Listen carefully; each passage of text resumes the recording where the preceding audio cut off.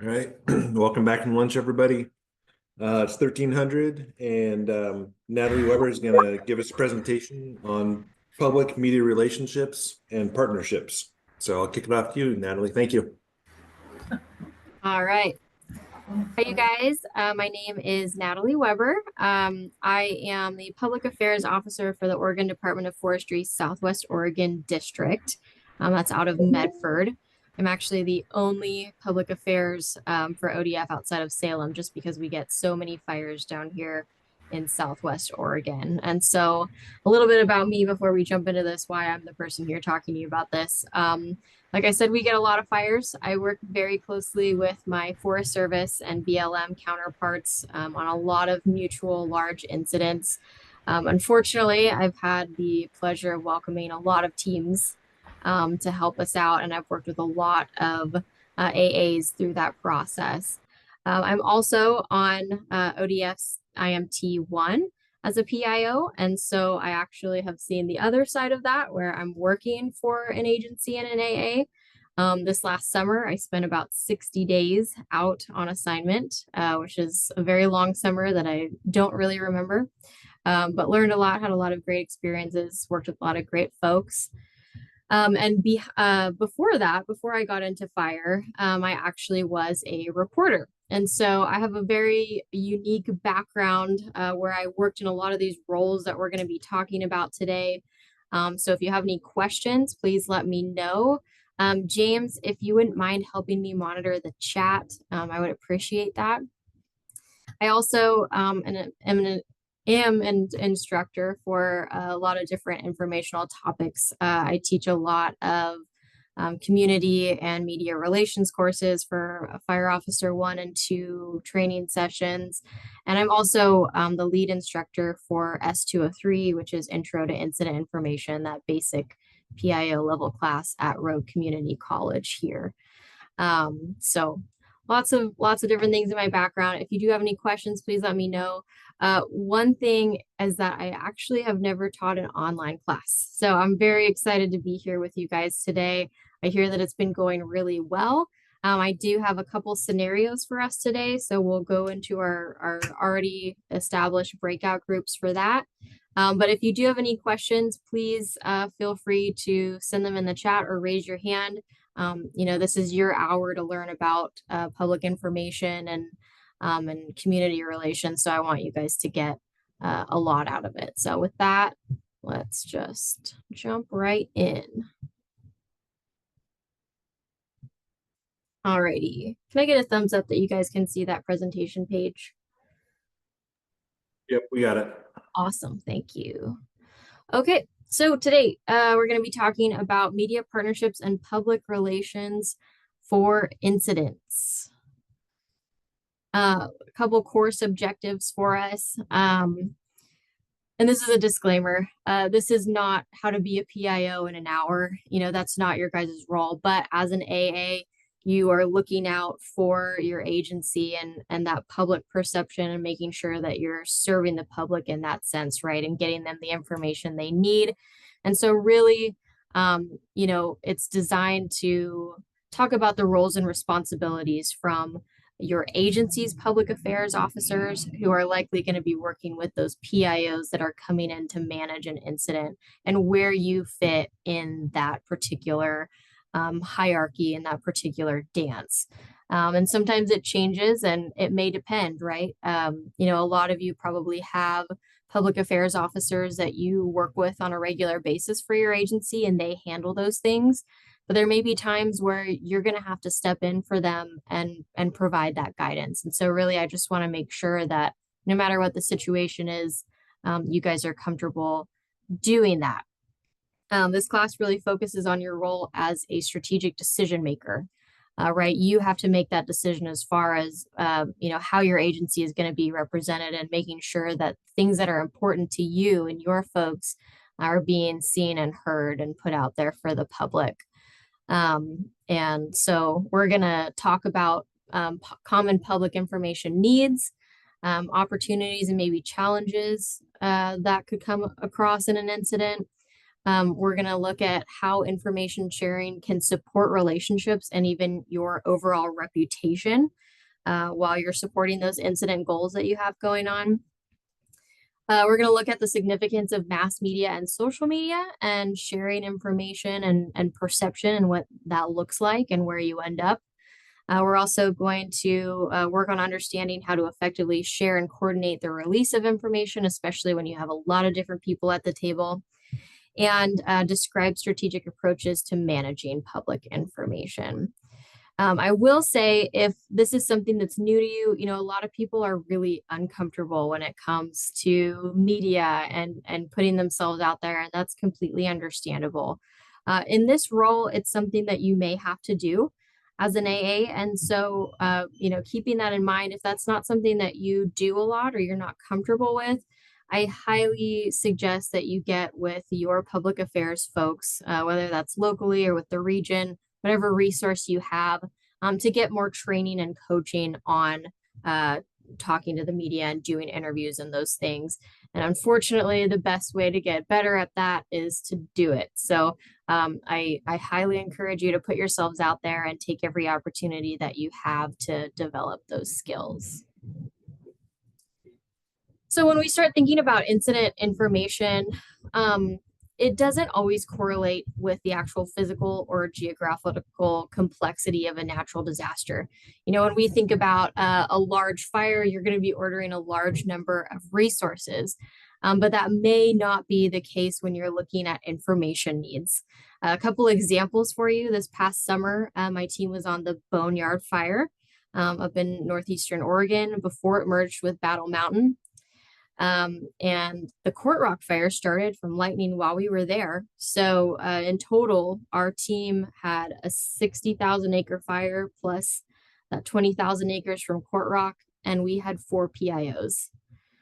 When you're thinking about 80,000 acres of fire, 4 seems like a really small number, but during that 2 weeks, we actually only had 2 reporters who wanted to come out to those fires, partially because there was a lot of other things going on, but also it was in the middle of nowhere and it wasn't impacting as many people as other incidents were.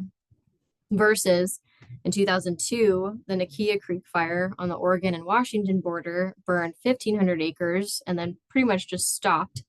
But that column was visible from downtown Portland, and more than 20,000 people in the area had been evacuated. So for that fire, even though it was much smaller, we actually had 8 PIOs, we had daily news conferences. So really, we're going to talk about all the factors that go into public information needs. It has its own trigger points, just like fire, just like other things that we do. And we can learn to look for those and kind of look at what people are interested in, what the needs are, challenges, as well as opportunities. So that's a lot of what we're going to discuss today.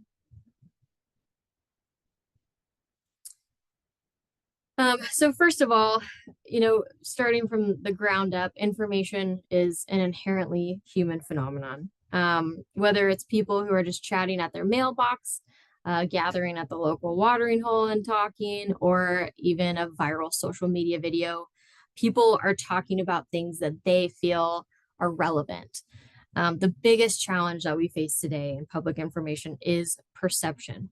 I think we've all heard that perception is reality, right? So it's true in the sense that it can be really hard to change someone's mind with the truth when they've seen or heard about it in a certain way already.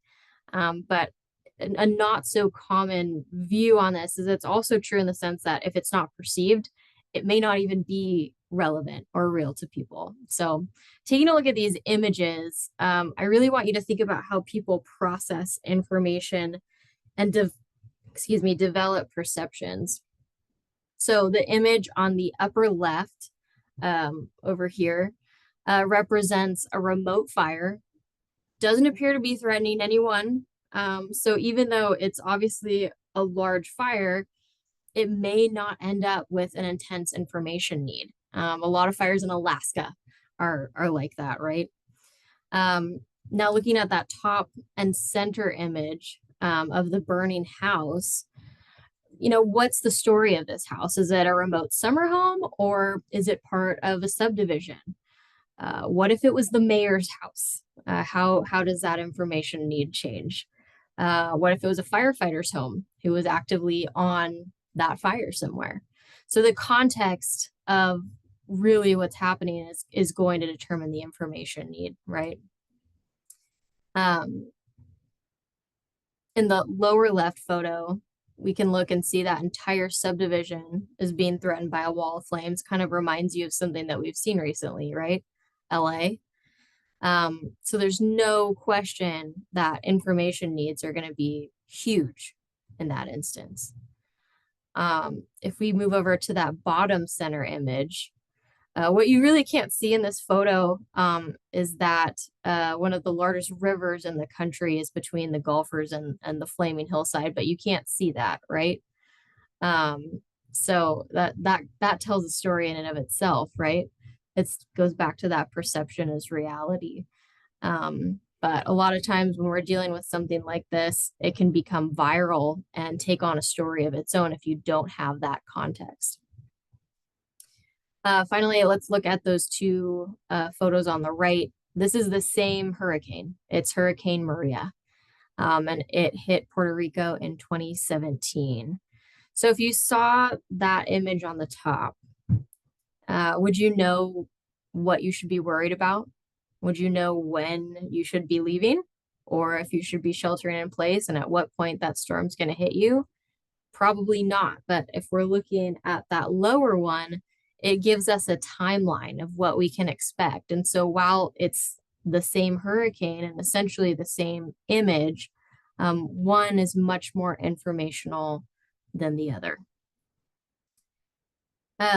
So information has all sorts of interesting characteristics that is a lot different from the physical firefight that we're used to dealing with, right?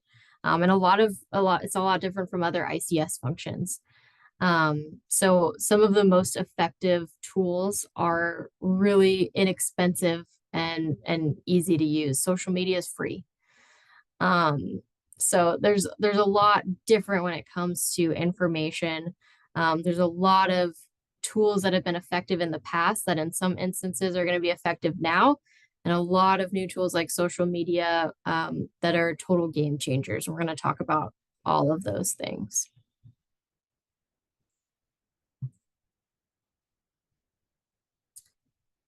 So as soon as we are thinking that there's going to be a high level of interest in an incident, we need to ask for the right kinds of help, right? Most likely your PAO, your public affairs officer for your agency is already going to be there and into it and knowing what's going on. And chances are they may actually tell you, we have this need. They're going to be working for that host unit or maybe a regional one. They're going to be really knowledgeable about the location, partners, stakeholders, any political concerns. This person is a huge help for you and an advisor as far as what information needs you might be needing to be looking at. So ultimately, that's probably the person that you should be leaning on when it comes to that. If you don't have that person, chances are as an AA, that's going to end up being you. And so knowing those things ahead of time is going to be hugely beneficial to you when you're in briefing an incoming team, which is when we get to that PIO. The PIO is going to come in with that incident management team. They're going to be ordered as a resource, and most likely they're going to have the experience that they need to offer advice on communication needs. But it's really good in your role to know what those are ahead of time so that you can kind of steer that conversation in a way that's going to be most beneficial for the area that you serve, because no one knows your community and all of those players and key things like you do.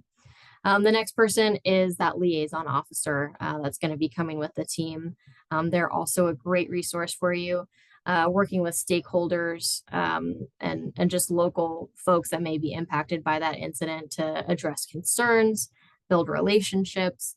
It could include emergency managers, people who are also going to be involved, but most likely aren't part of your agency, or things like that. It could be, rural folks who are tasked with initial attack of fires or things like that. The local fire defense board chief, people who have that active involvement in it but aren't your agency. Could be utilities too. We see a lot of Pacific Power people showing up these days. So as we're going through this training, think about maybe strategic questions or decisions that you want to be making rather than tactics. We tend to have a plan for everything, right? We try to plan everything. And when it comes to planning communications, it's really hard these days because pretty much as soon as the fire starts, it's likely already public information, whether it's from a scanner and it's been put online, or if it's on watch duty. There's just a lot of people who are really jumping on this information bandwagon and making it nearly impossible for people like me to get out that timely, accurate information, before they're posting that initial call as it's coming out. So with that in mind, good communication planning should be started before fire season or before an event happens. For example, a local public affairs officer can create an information plan, and it should include key information like partners and cooperators, maybe some aspects of local history and guidance on how to best reach local folks. It can also include media contacts, local political figures and their contact information, maybe expectation for community meetings. How often are you wanting these folks to be engaged? Or how social media is going to be used as a tool. Here we use Facebook versus, on this district, X is the best way, or Twitter. So keeping those things in mind. A key component for any communication is knowing your audience. Who is your target audience? Everything that you do and communicate should be viewed and crafted with those people in mind. You see this a lot. A lot of press releases have that firefighter jargon in it, and it drives me nuts because the firefighters know what's going on the fire because they're on the fire, right? But when you're talking about that basic person who's impacted by it, they have not done fire all their lives like we have, or they're not used to crisis management. They're not going to understand that. And in that panic, it becomes an even bigger monster than it is.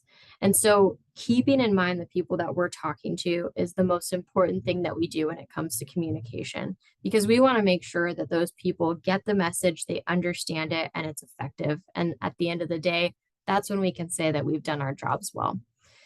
So when it comes to public safety and emergency management, we really need to ensure the people who are effective receive that information, that it's accurate and it's timely and it makes sense to them. People make better decisions and can even contribute to the overall success of what we are doing if they know what we want them to do. And so that's our ultimate goal. So when we're thinking about our target audience, it could be people living in a certain community. It could be tourists. It could be young families or ranchers. These different groups of people, they're going to have different priorities, right? And so to best serve them, we need to identify who they are and what they care about. And in that way, we can provide the information that they're going to need. Another fun twist, though, these days, there's also a lot of people who are just interested or curious. And so won't always be limited to those people who are actually impacted. With social media, if a video goes viral, all of a sudden everyone wants to know about your fire, even though it has absolutely nothing to do with them and their lives. So while we do want to provide general information, we want to make sure that we're catering to the people who are actually impacted by it. Cooperators and partners may include other government agencies or non-governmental organizations, could be the private sector. When we're talking about external target audiences, it's usually the general public and the news media. And they're going to be the folks that are helping us broadcast that information to the general public. When we're talking about internal audiences, could be the IMT itself and the firefighters on the ground. But it also includes agency employees, maybe your agency employees, people from agencies that you're partnering with, how they're being affected. It could be the frontliners who are answering the phone for your agencies, all the way up to your senior leadership. So a good public affairs officer or PIO should be able to help determine when, where, and how to distribute the information that we need to share and engage the public. But if you are on your own, this is kind of what we're looking for. We've established who needs to reach the message, right? Who the message needs to get to, whether it's the ranchers, whether it's the tourists. Now we need to figure out how to get that information to them and what's going to be the most successful way to do that. Every community has their own way of communicating. Here in the Rogue Valley in the Medford area, Facebook has the largest audience by far. And so that's what I use because it's easily the most effective way to reach a lot of people quickly. If I'm talking about a fire in rural Josephine County on another part of my district, it's going to be that tried and true trap line where we're out there and talking to people face to face because a lot of them don't have internet because they choose not to.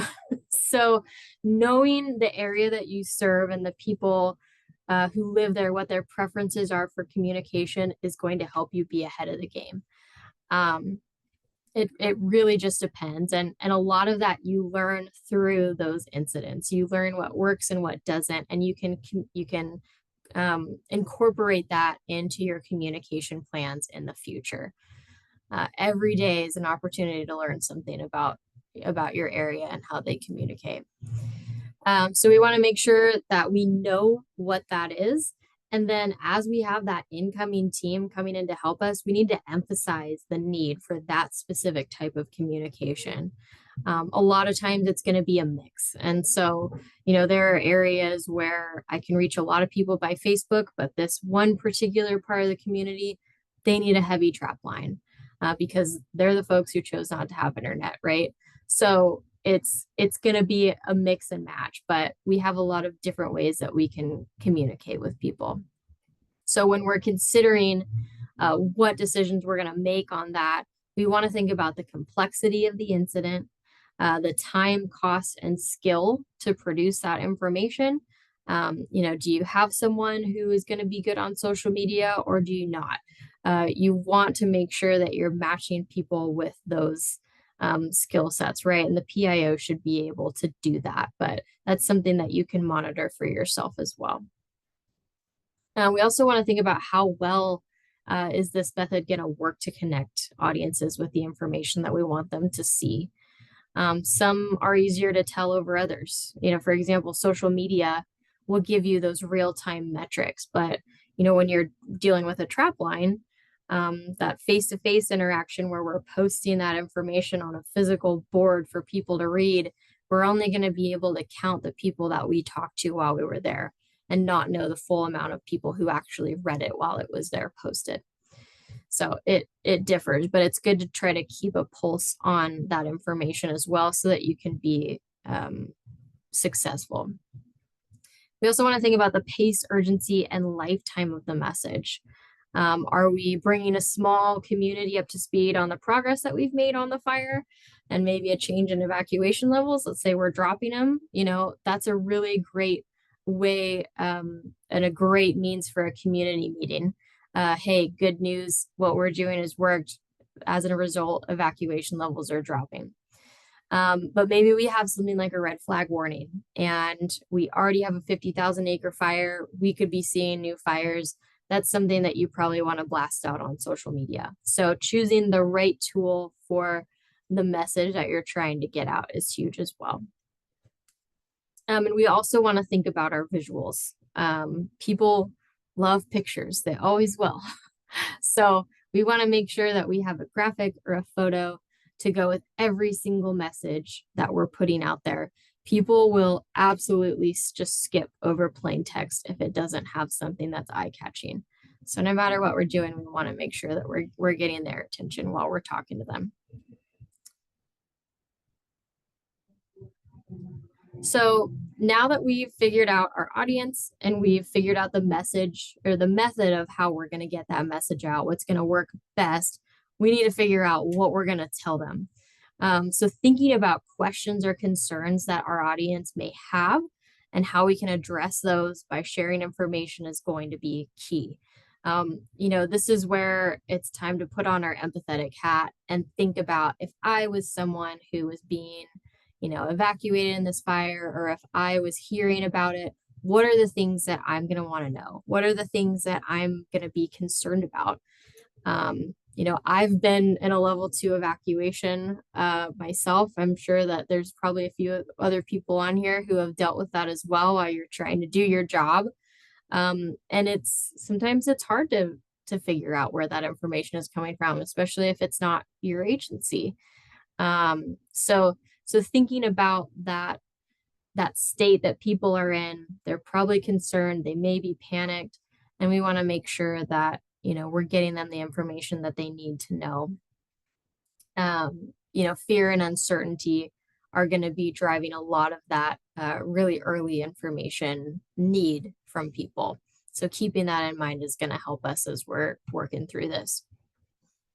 Even if people aren't directly impacted, they may still want to know what's happening and how we're addressing the situation, right? Especially these days, there's just a lot of call for government to be, what are you doing? What are you doing about it? What's the fix?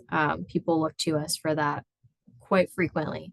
And so even something as simple as just saying, there's a fire, we are responding to it, we have these resources, and due to the fact that, there's a lot of evacuations, that the weather is contributing to this fire growth, we're bringing in an incident management team to help bolster those resources and make sure that we have what we need to respond to this. Someone who is just hearing about a fire, who hears that kind of response, they're going to feel so much better. They know that you know about the problem, that you are doing something about it, you have a plan, and it's going to be dealt with. So that's a really great starting point when we're thinking about our information, is even just honestly acknowledging it. But more than that, we want to think about those specific actions. What do you want people to do? Do they need to be monitoring news, maybe for new evacuations? Do they need to avoid an area? Are there road closures? Are there evacuations? We want to be steering those people to emergency management. So clarifying specific things like that, when we have that information handy, is hugely important, especially if we're trying to keep people out of an area where we know there's going to be heavy fire traffic. And then once we've fulfilled that basic need, we want to think about anticipating what questions that we might get. For example, where is the fire moving? How fast is it moving there? How did it start? We always get that. What's the cause, right? And so you want to know what's going on in these areas so that you can be prepared to answer some of those questions. Information could be facts, which could be number of homes that were destroyed. Could be instructions. Are we sheltering in place, or, need people to be aware that they may have to evacuate? Making sure that we are articulating those key messages is going to make sure that people know what they need to be doing. And it's going to help set us up for that pattern where they're going to look to us to continue to get that information and not look at other sources.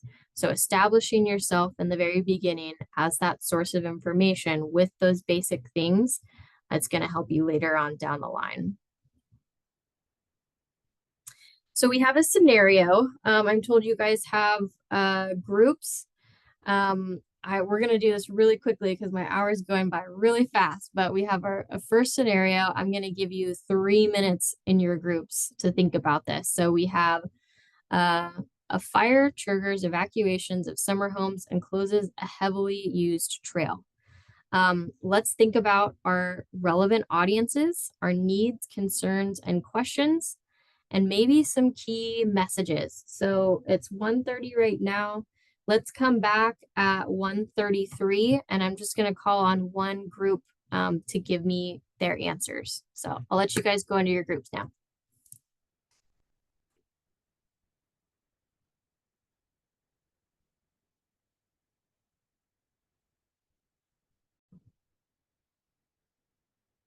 All right.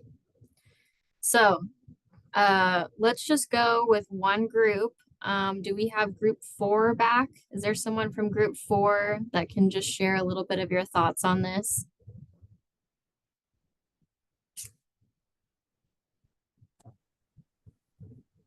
We didn't get a chance to dive into it too deep because we just had a few minutes, but we did talk about erring on the side of being reaching a broader audience, that since there was evacuations and who knows who's going to be using those trails, certainly drawing a big polygon around that area and making sure it gets far and wide.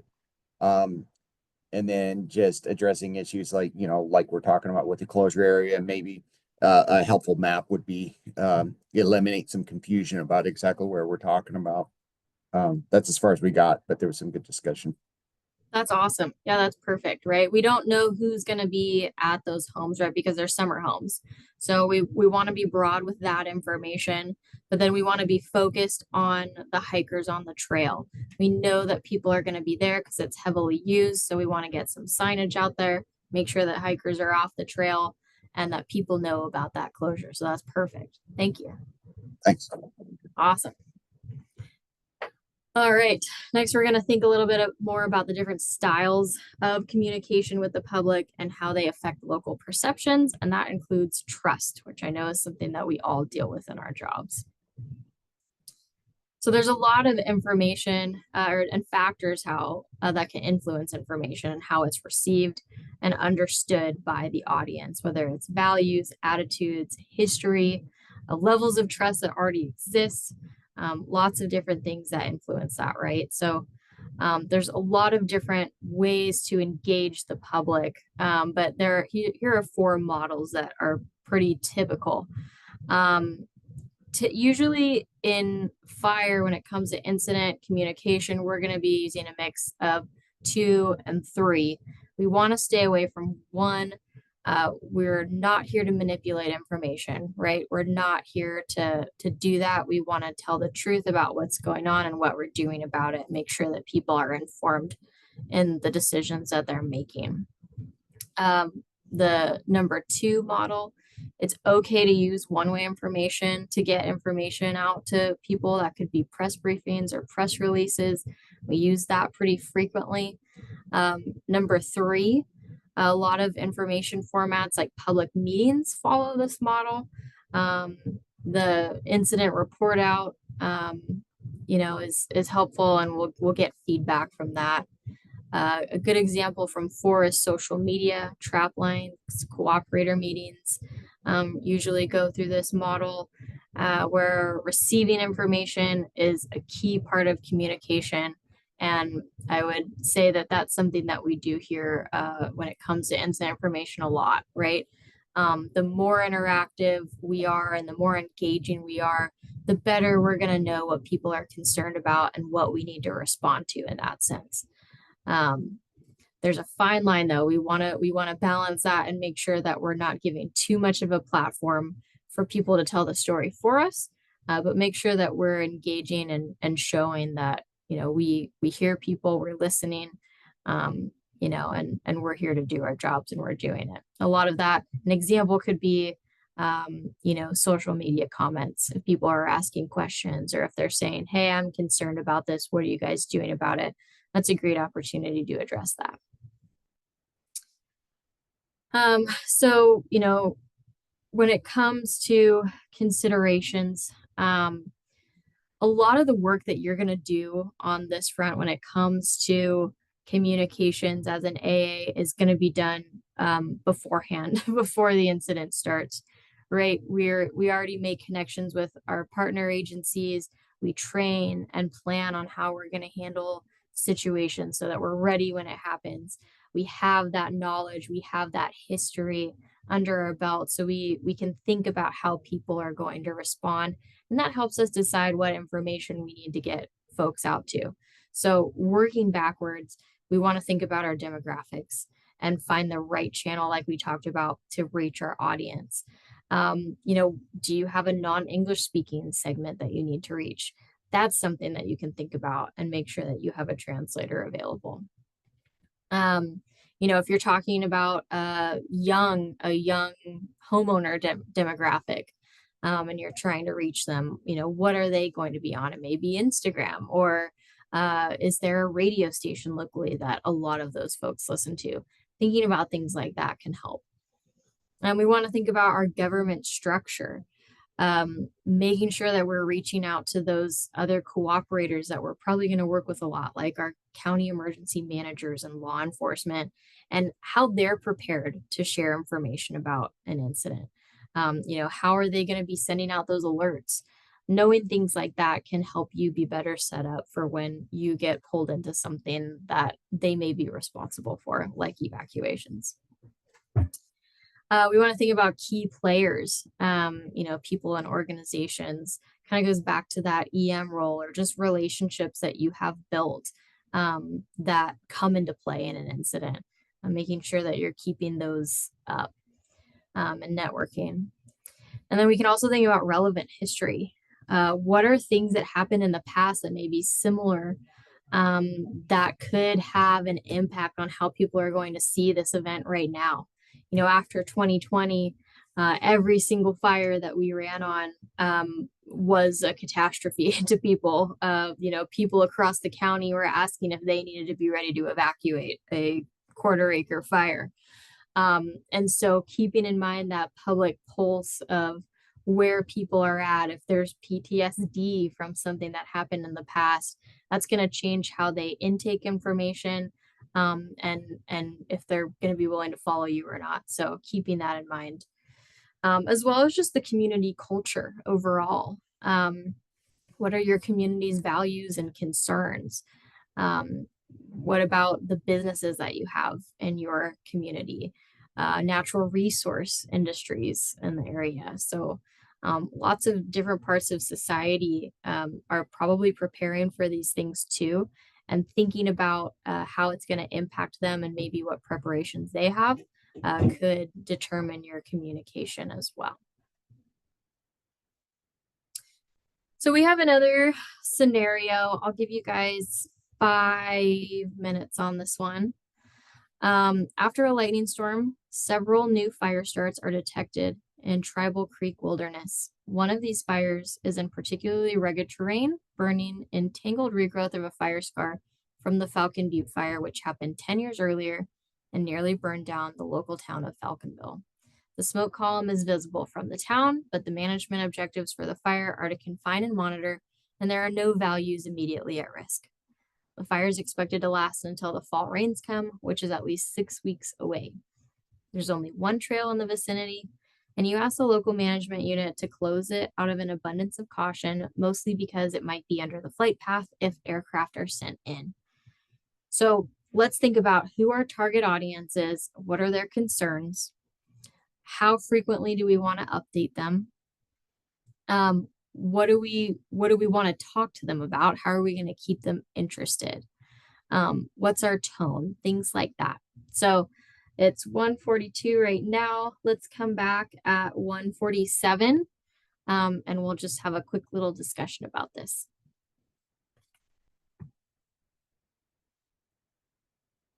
Yeah, really, how you feeling about on time? You got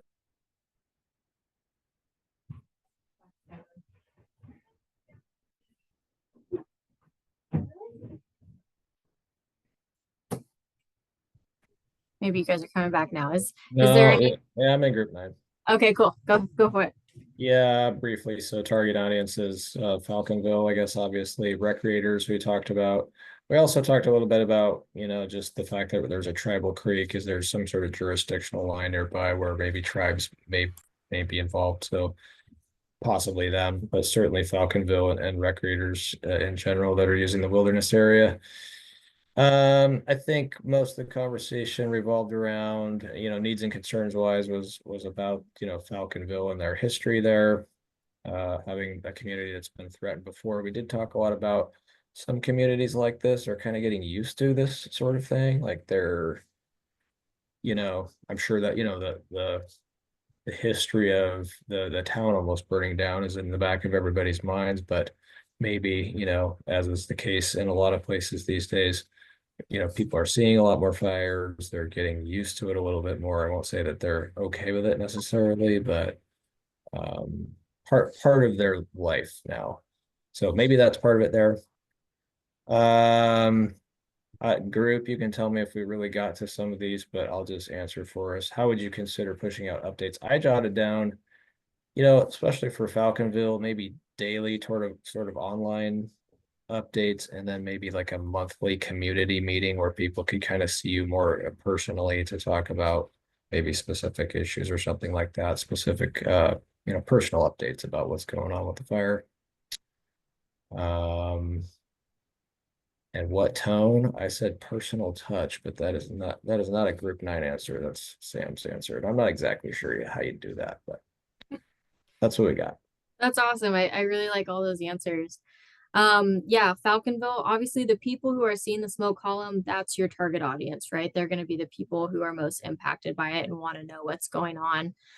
So you're totally right on there. Needs and concerns with that history. I think that's great.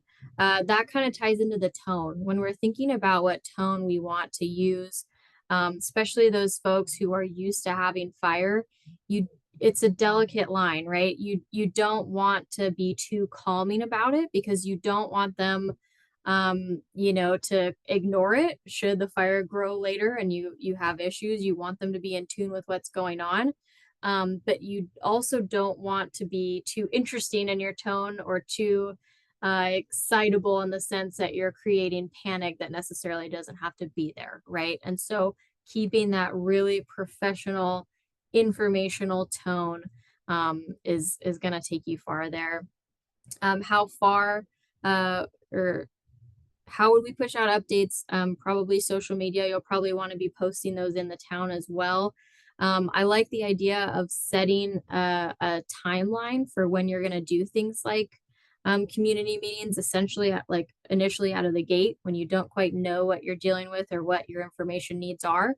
But feel free to update that. If you have a win that shows that, hey, we did what we told you we were gonna do a community meeting to talk about it, and it's going to help build that trust and help solidify you guys as the people who are getting the job done and know what you're doing.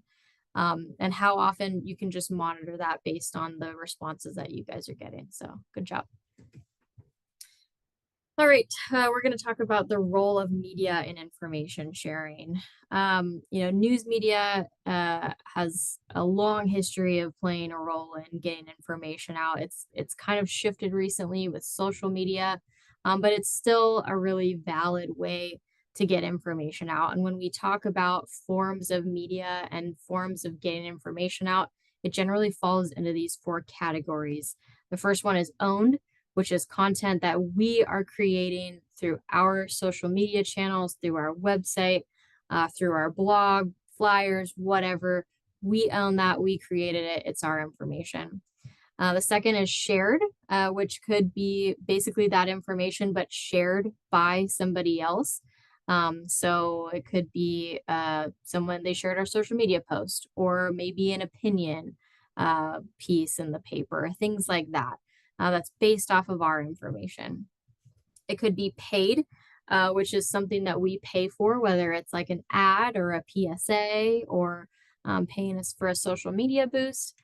And then my favorite category, which is earned, which basically means that we are so interesting that people just want to talk to us and want to know what's going on. And we earned that coverage by having the information or having the incident that people want to talk about. So that's like news coverage, social media influencers talking about us, things like that.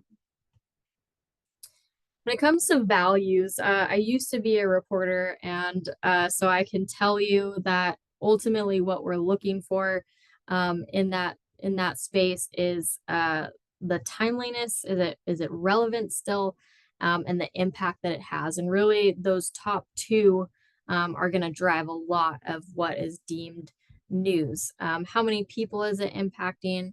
And is it happening right now? All right, that's probably a story that we're going to want to cover as a news agency. But you're also thinking about proximity. How close is it to us, or it may not be as newsworthy if it's 2 states away. Is there a conflict that is going on that may, have something to do with something that's happening, whether it's political, it could be between people, it could be between, government and a business, or it could even be people and the elements. So people in the fire. Prominence, who's involved. The LA fires are a huge example of this. There were so many celebrities who lost their homes in the last couple of weeks in those fires. And that certainly elevated the story, right? So that's another factor. And then uniqueness. Different can be news. And then our last, human interest. The goal is for the audience to identify with the subject. So those are typical news values that you're going to see.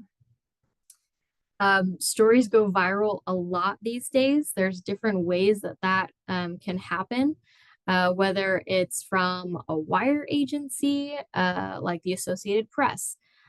They'll do a story and outlets across the country will pick up that story. They'll pay for it and they will post it on their website word for word. So that's a great way to get information out. You may also just have a TV reporter that shows up with a camera and they are doing a story for that very same day, that newscast and that night. And so, being ready to respond to their requests and the things that they need. Radio shows will call and they'll want updates in the morning for their listeners. And then you still have those print reporters. Those are usually the folks that are going to have time and want to do an in-depth story with a lot of details. So that's a great opportunity to get some of those facts in there. A lot of the time, we're usually seen as highly credible sources. I guess it depends on what area you're serving. Some people really like their government agencies and some people would rather do without them. But being aware of what that flavor is really helpful when you're dealing with what's going on. And no comment is never, ever, ever the answer. You always want to have a way of saying something like, at this point, we don't have a timeline, but we're working on it and we'll get it to you. Or we're monitoring that information, and as soon as we have an update, we'll let you know. The cause of the fire is unknown at this time, and we can't make any further comments while that investigation is ongoing. Those are all the same way of saying, we don't know, but it's a lot more palatable. So be thinking about that and what that looks like. We want to make sure that we are monitoring the coverage that's going on. Like we talked about, a lot of times how people react to the information that we put out is a great way to move on to the next information that we're going to give them. If there's a lot of concern about a specific thing, that's probably something that we should put in our next press release. By answering that information and monitoring what people really truly care about and what their concerns are, that's how we're going to best serve our communities with that information. So feedback is really important to follow and listen to. A lot of the times we are working with partners, and so coordinating releases and making sure that everyone's being heard who's at the table can be really difficult sometimes. But when we've got that shared delegation of authority, there's multiple agencies that are working together. We want to make sure that our messaging goals are shared, that everybody has their concerns out on the table, and that we have the same strategy. Are we being proactive with putting out information, or are we waiting for those questions to come to us? Overall, together, what is that strategy and how are we going to handle things? And what's our timeline? Are we going to do a release every day, or are we going to do one in the morning and one at night every day? When it comes to that delegation of authority, that you guys are responsible for, this is where you want to outline how information is going to be released and what you're expecting from the team on that front. So this is where you want to tell people, the demographic issues that you have, the political implications, how many public meetings you want, things like that. If you want them to be using, social media, what your expectations are as far as how you want things communicated on your incident. And it's a great outline, not only for them to follow, but for you to fall back on if some of those things aren't actually being upheld. It's a roadmap for both sides to make sure that the information that you want getting out there is getting out there. On larger and multi-jurisdictional incidents, you're going to be coordinating with within the command and control structure, which is a very formal process. But it's a good idea to just make sure that you have your own structure set up when it comes to the review of information. I've seen incidents where there are at least 6 agencies at the table, and it takes 2 days to get talking points approved by all of them. And at that point, those talking points are completely irrelevant. They're old. It doesn't matter anymore. So having that structure in place where it's every day, we know that we're going to get talking points from our PIOs at this time. We need to be prepared to look at them and make sure that our agency doesn't have any edits or concerns with them. And we need to think about that clear release of authority. Are we meeting the needs of the incident and the size? Are all of our personnel from all of our different agencies working in that common space to get a common goal out? Are we working smarter and not harder and not duplicating our own efforts? A lot of these things will just help minimize those conflicts that we could see. You also may end up with a JIC, or a Joint Information System, or a Joint Information Center. These are set up when you have a lot of incidents going on and you need one place for people to get information. That Joint Information Center is going to be housing all of that information and helping with media and public concerns. Really, the goal there is to just deliver that coordinated interagency messaging. Let you and other folks know from your agencies, the PAOs, what people are concerned about so that you can be more strategic in your public affairs and public information needs. And then just help you manage and address rumors. You should have a representative from each of your agencies in a JIC to be the most effective. So looking at our objectives, I really hope that you feel that we defined our common public information needs, opportunities, and challenges, how we can share information, the importance that media and social media plays in doing that, and understanding how to effectively share and coordinate information when we have a lot of people at the table, as well as some strategic approaches to managing public information. This was a lot to put in an hour. I probably could have spent at least 2 on it. So if you do have any additional questions, this is my email and my phone number. Please feel free to take a picture of this slide and let me know if you have any questions. I'm more than happy to talk with anything, talk with you about anything. So let me know. I really appreciate you guys having me today, and I hope you have a good rest of your class. Thank you. We appreciate it. If you guys have any questions, put them in there in the chat box and we'll try and get answers for you, or reach out to her directly. With that being said, we'll take a 10-minute break. So let's plan on being back. You just earned an extra minute. 14 after, put that in the chat. So see you here in a few minutes.